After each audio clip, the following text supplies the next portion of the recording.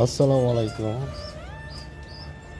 মহান রাব্বুল আলামিন কীভাবে একটা অবুঝ কবুতরকে কত সুন্দরভাবে মায়া দিয়েছে, যার জন্য তার বাচ্চাকে কত কষ্ট করে খাওয়ায়, যত্ন নেয়। মহান রাব্বুল আলামিন এত পরিমাণ মায়া তার কাছে মহান রাব্বুল আলামিন তার কাছে এত পরিমাণ মায়া রেখে দিয়েছে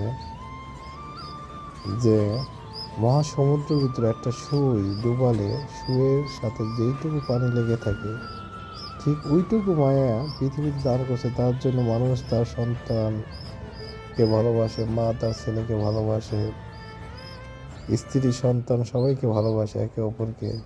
পশু পাখি তার বাচ্চাকে ভালোবাসে, কিন্তু মানুষরূপী কিছু জানোয়ার তার সন্তানদের ডাস্টবিনে ফেলে দেয়। এই অবুঝ পাখিদের থেকে শিক্ষা গ্রহণ করা উচিত।